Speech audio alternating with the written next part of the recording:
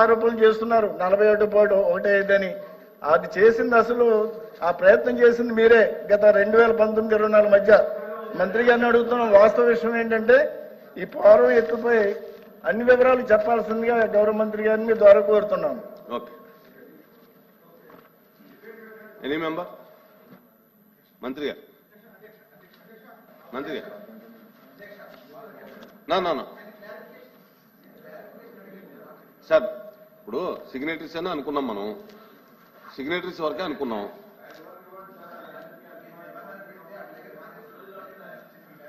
Sir minister గారు ఒక్క నిమిషం, ఐవి గారు వాళ్ళొక వర్గం ఉంది, వాళ్ళ పీడిఎఫ్ వాళ్ళు సప్లిమెంటరీ అడిగితే ఇబ్బంది ఉంది. అధ్యక్ష, ఇందులో R&R ప్యాకేజీకి సంబంధించి అంచనాల్లో 7,417 కోట్లు అన్నారు. అసలు మొత్తం నిర్వాసితులు ఎంతమంది? ఈ యొక్క అంచనా అనేది చాలా తేడాగా ఉందని చెప్పి మాకు అనిపిస్తున్నది. అందువల్ల మంత్రి గారు దీన్ని క్లారిఫై చేయాలి. నిర్వాసితులు ఎంతమంది, వాళ్ళకి చెల్లించాల్సిన సొమ్ము ఎంత, ఈ కేటాయింపుల్లో నాకు అనుమానం క్లారిఫై చేయాలి. మంత్రి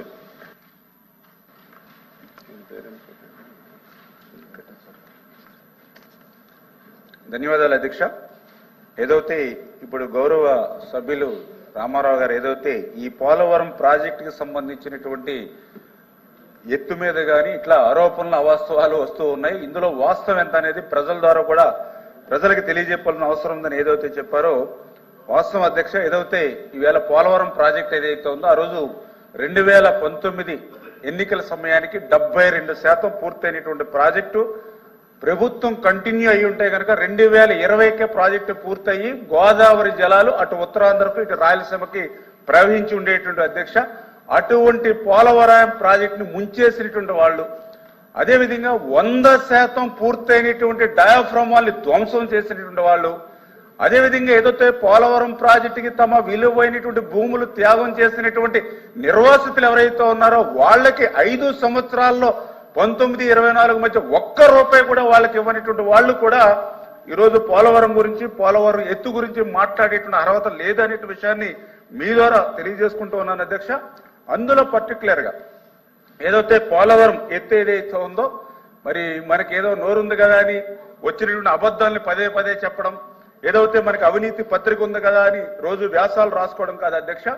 నేను ఈ సభ ద్వారా కూడా ప్రజలకు తెలియజెప్తూ ఉన్నా, పోలవరం ఎత్తు 41.15 మీటర్లని కానీ, పోలవరం ఎత్తు 45.72 మీటర్లని కానీ, పోలవరంలో ఫస్ట్ ఫేజ్ సెకండ్ ఫేజ్ అని కానీ 2019 మే ఎన్నికల ముందు వరకు కూడా ఎక్కడైనా ఉందా నేను అడుగుతూ ఉన్నా ఈరోజు.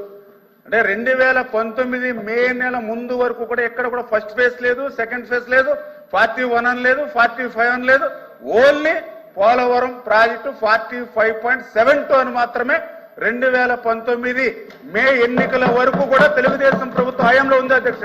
ఇదన్నీ కూడా రికార్డ్స్, ఏదో మేము ఈ రోజు అధికారంలో ఉన్నామని మేము మాట్లాడటం కదా రికార్డ్స్. మీరు కూడా చెప్తూ ఉన్నా, ఎక్కడైనా 2019 మేకు ముందు ఎక్కడైనా ఫస్ట్ ఫేజ్ సెకండ్ ఫేజ్ అని 41, 45 అని ఎక్కడ రికార్డ్స్ లో కానీ, మినిట్స్ లో కానీ, ఎక్కడైనా లేఖల్లో కానీ, ప్రపోజల్స్ కానీ ఉంటే చూపించమని అడుగుతూ ఉన్నా. అంటే పదే అబద్ధాలు చెప్పడమే అలవాటైనటువంటి పరిస్థితుల్లో ఇటువంటి ఆరోపణలు అధ్యక్ష. చాలా క్లియర్ గా దానికి ఎవిడెన్స్ కూడా నేను చెప్తూ ఉన్నా. ఏదైతే 2019 ఫిబ్రవరి 18వ తారీఖు అధ్యక్ష, ఏదైతే technical advisory committee TAC committee 2019 ఫిబ్రవరి 18న 55,548 కోట్లకు ఆమోదం చెందింది అధ్యక్ష. ఆ రోజున్న ప్రభుత్వం తెలుగుదేశం ప్రభుత్వం, ఆ రోజున్న ముఖ్యమంత్రి చంద్రబాబు నాయుడు గారు 55,548 కోట్లకు అక్షరాల మరి ఏదైతే టెక్నికల్ అడ్వైజరీ కమిటీ ఆ రోజు ఆమోదం పొందినటువంటి రికార్డ్స్ అధ్యక్ష ఇవన్నీ కూడా. మరి అదేవిధంగా ఈ రికార్డును బేస్ చేసుకునే 2020 అంటే తర్వాత వచ్చినటువంటి ప్రభుత్వంలో కూడా 2020లో ఏదైతే దీన్ని బేస్ చేసుకునే మరి ఆ రోజు కూడా చాలా క్లియర్ గా RCC అంటే రివైజ్డ్ కాస్ట్ ఎస్టిమేషన్ ఏదైతే ఉందో వాళ్ళు కూడా 47,617 కోట్లకు ఆమోదించారు అధ్యక్ష. అంటే 2020 వరకు కూడా ఎక్కడ కూడా ఫేజ్ 1 ఫేజ్ 2 అని కానీ 41, 45 అని లేదు అధ్యక్ష. మరి ఎప్పుడు వచ్చింది 41, 45 లేదంటే ఏదైతే ఫేజ్ 1 ఫేజ్ 2 ఎప్పుడు వచ్చింది అని అంటే 10/1/2022 అధ్యక్ష. 10/1/2022 అధ్యక్ష. ఎవరున్నారు అధ్యక్ష ఆ రోజు ముఖ్యమంత్రి, ఎవరున్నారు అధ్యక్ష ఆ రోజున్న ప్రభుత్వం? ఇదిగో సార్ డాక్యుమెంట్ 10/1/2022 ఆ రోజు ఉన్నటువంటి government of Andhra Pradesh special chief secretary Aditya Das ఆ రోజు PPSCA ఒక లెటర్ రాశాడు అధ్యక్ష. 41.15 మీటర్స్ కు ఫస్ట్ ఫేజ్ గా 10,911 కోట్లు ఇస్తే మాకు పాక్షిక ప్రయోజనాలు చేకూరుతాయని చెప్పేసి వాళ్ళు ఇచ్చిన లెటర్ అధ్యక్ష. దీనికి ముందు ఎక్కడైనా 41 అనేది రికార్డ్స్ లో లేదు అధ్యక్ష ఎప్పుడు కూడా.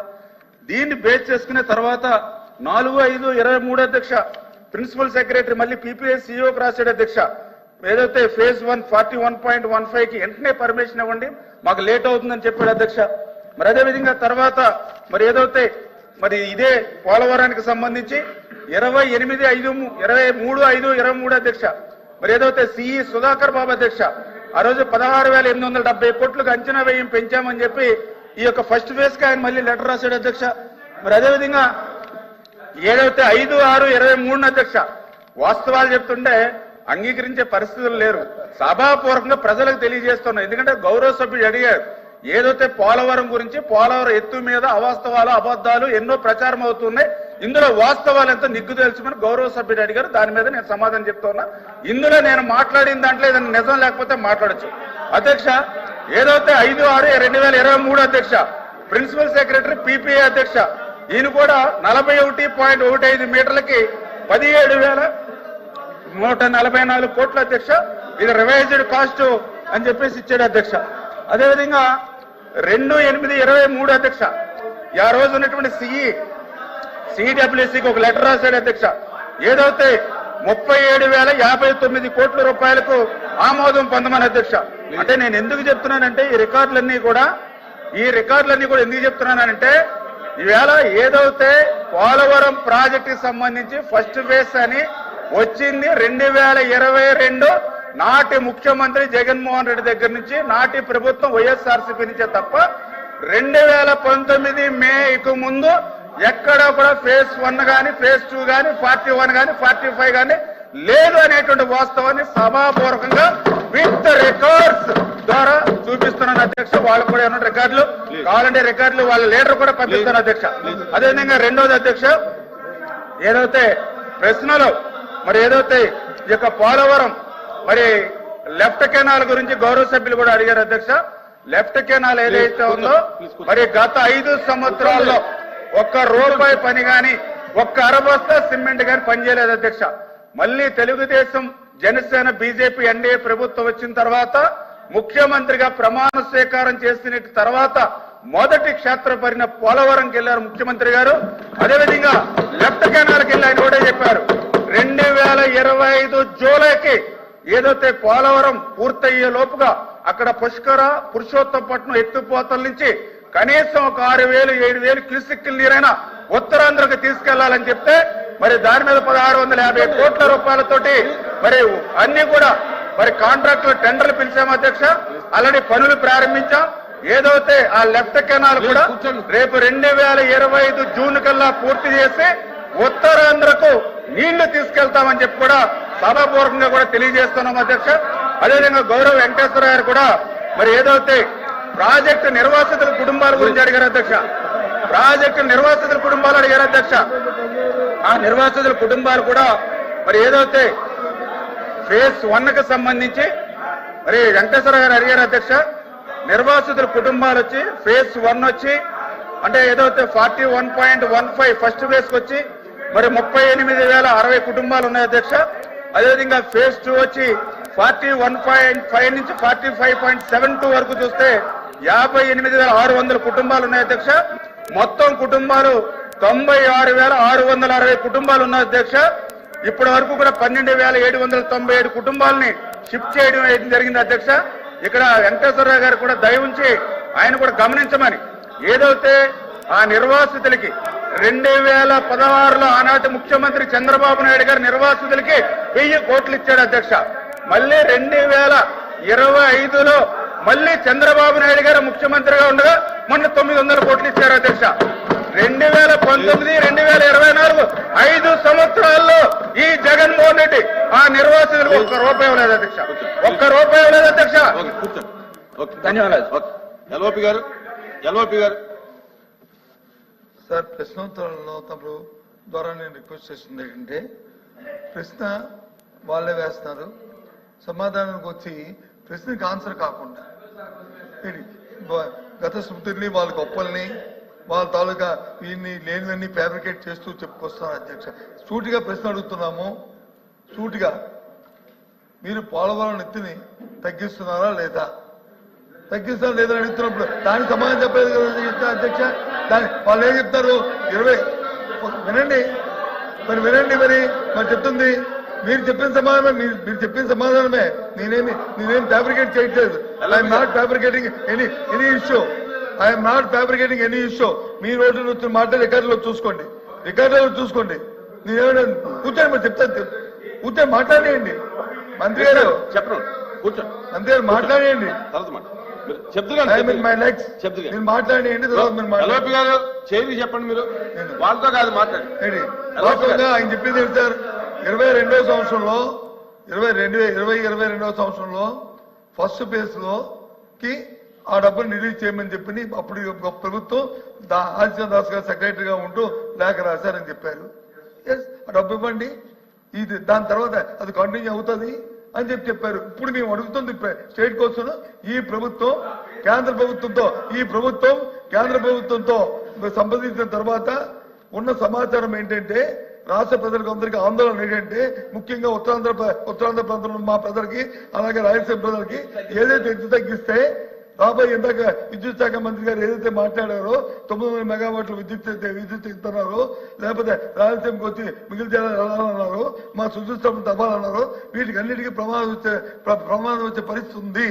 కాబట్టి తగ్గిస్తున్నారా లేదా, తగ్గిందని చెప్పండి. Yes, record, fine, no issue. అదే ఆ మాట చెప్పండి. అంతే మేము అడుగుతుంది స్టేట్ కోసం. అంతేగాని దానికి ఉపద్ఘాతాలు మా చరిత్రది మీ సార్.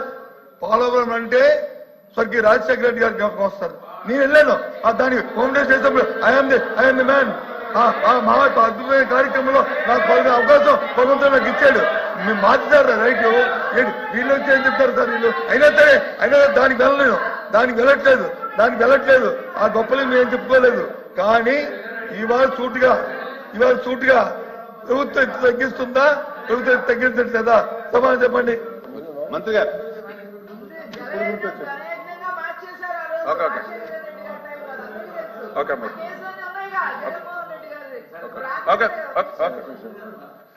అధ్యక్ష, చాలా క్లియర్ గా ఇప్పుడే చెప్తూ ఉన్నారు. రాజశేఖర రెడ్డి గారు ప్రారంభించారని మరి నేను అడుగుతూ ఉన్నా, మీకు ఆ రోజు మరి 151 సీట్లు ఇచ్చారు, 50% ఓట్లు ఇచ్చారు, 14 నుంచి 19 దాకా ముఖ్యమంత్రిగా మరి ఉన్నారు. మరి ఎందుకు ఆ రోజు 72% పోలవరాన్ని యాజ్ ఎ రికార్డ్ చెప్తూ ఉన్నాయి? నేను చెప్పట్లా, యాజ్ ఏ పీపీ చెప్తుంది, సిడబ్ల్యూ చెప్తుంది 2019కి 72% పూర్తయిందని. మరి 72% పూర్తయినటువంటి ప్రాజెక్టుని మళ్ళీ అదే రికార్డ్ చెప్తున్నాయి. 19-24 మధ్య కేవలం 2% మాత్రమే పూర్తయ్యాయని. మరి ఎందుకు 5 సంవత్సరాల అవకాశం ఇస్తే ఎందుకు చేయలేదు అధ్యక్ష? వాళ్ళు ఎవరైతే నీటిపారుదల శాఖ మంత్రులు, నేను కూడా ఎమ్మెల్యేగా ఉన్నాను అధ్యక్ష, ఆ రోజునటువంటి 2 మంత్రులు కూడా చెప్పారు. ఒకళ్ళు చెప్పారు, ఒక మంత్రి ఏది 50% ఫుల్ % అని ఆయన